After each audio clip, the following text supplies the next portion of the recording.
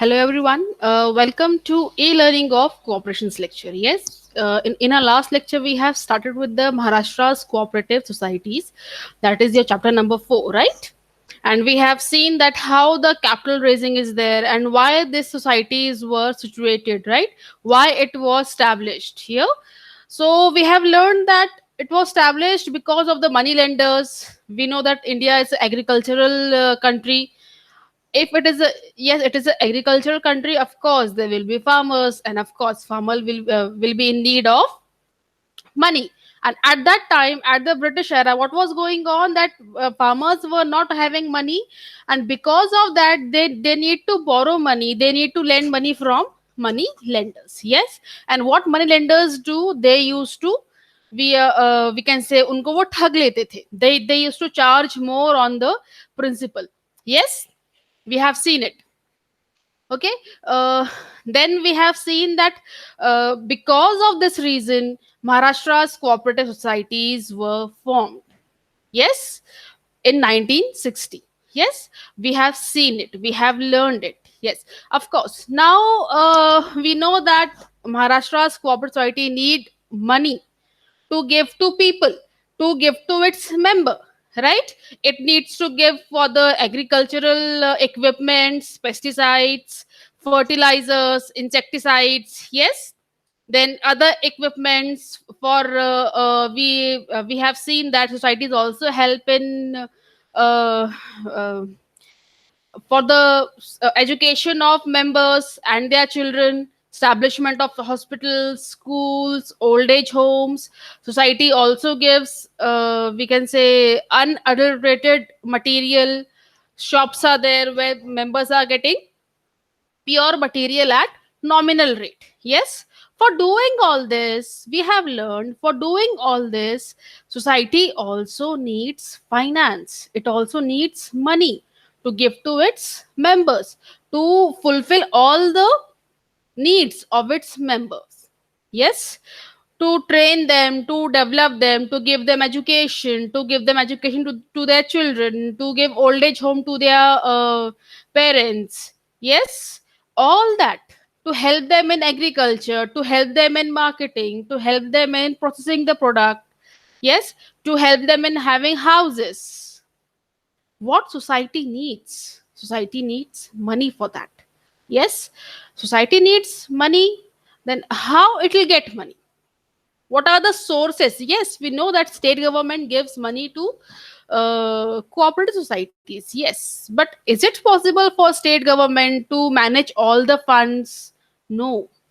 Okay. So for this, what are the sources from which capital can be raised?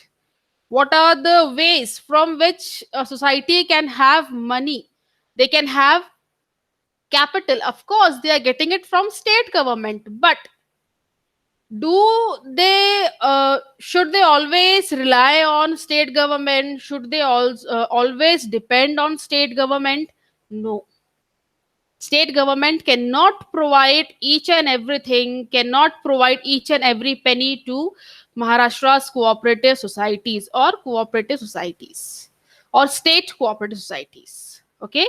So at that time, there are the ways from which capital can be raised. Yes. First one, we have seen that uh, share capital. Yes, there are two ways of raising capital. First one is internal sources, and second one is external sources. Yes, internal sources are owned capital. We are not, we can say, ऐसा नहीं होता है कि हमको पैसे वापस देने होते हैं. We are not liable to pay that money. It is our own money. Okay. We don't have any responsibility, we don't have any liability to pay that off. Okay. That is internal source, owned capital. First one we have seen is share capital, right? Share capital, by selling the shares of the company, by selling the shares of cooperative societies. uh, Company, society can raise their funds, right? Society can have money by sharing their capital, by selling their shares. Yes, and we have seen that person who who purchases that share is known as shareholder. Yes, and the money which is given to the society by the member, by the shareholder, is known as share capital. Yes, and it also has limit. Okay, it is given in the bylaws that how much you can raise the capital, how much you can raise the capital through uh, shares. Yes, we need to take permission from registrar for having the authorized share capital. Okay, we have a limit. A limit is set on which, or till that limit, you are allowed to raise your capital through shares. You cannot just raise your capital unlimited by shares. Okay, and the second one was, just a minute.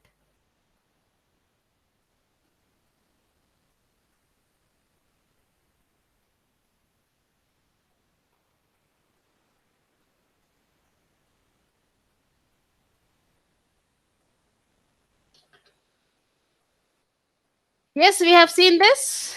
And the second one was entrance fees. Yes. Entrance fees and reserve fund. Yes. So we'll go back to, yes. First one was share capital. Second one is entrance fees. Yes. See, when the people are applying for the shares of the company, when they are filling the application form for shares, we call it share application form. Yes, when the members are filling that share application form, or people are filling that share application form, they need to pay one fee. Okay, that is known as entrance fees. All right, that is known as entrance fees. Means you are entering in the society now, you are being the part of the society now. For that, you need to pay money, you need to pay fees. All right, like, and we call it entrance fees. Many a time you have seen many competitive exams are there. Yes, we call it entrance exam. Yes, means we are entering in some new field. Yes, and for that we need to pay money. Okay, like same wise in cooperative societies, when share application form is accepted by the society, society is accepting that share application form, people are applying for the shares of society, people wants to purchase the share of the society, what they do, by giving the form for the shares, they need to pay the entrance fees also. Okay, suppose, and entrance fees is very nominal. It is not very high, like 10 rupees, 8 rupees, like that. Okay, suppose 2 lakh members has, we can say, 20,000 members, or 20,000 people has applied for the shares. Okay, 20,000 people has applied for the shares, and the rate of entrance fees is 10 rupees only. Okay, 20,000 people are applying, and each is paying 10 rupees. So 20 into 10, 20,000 into 10 is equal to 2 lakh rupees. Yes. So by the means of entrance fees, society is earning 2 lakhs. Yes, and more. It depends on, like, it depends on the size of society. Okay, how big is the society? If society is very big, of course they can, people are huge, we can say, majority of people are applying for that uh, company shares. Okay, suppose 50,000 people are applying for the shares. Yes, 50,000 are applying. Okay, they are applying it. वो बात की बात है कि उनको मिलेगा या नहीं मिलेगा, but they are applying for the share. Suppose 50,000 people has applied, 50,000 into 10 is equal to 5 lakhs. Yes, means, from this means, entrance fees, society can also raise capital. Yes, वो जो 5 लाख रुपए है, of course society के वो account में आ गया, वो उसके यूज में आएगा. Yes or no? Yes. So second one was entrance fees. Yes, entrance fees is taken by the members, taken by the shareholders who need to pay entrance fees along with the share application form. Okay, if people are not getting shares, okay, suppose as we took example of 50,000 people are applying for the shares and each is paying 10 rupees for entrance fees. Okay, 50,000 into 10 is equal to 5 lakhs, but society has given only 40,000. Society has sold shares to only 40,000 people here.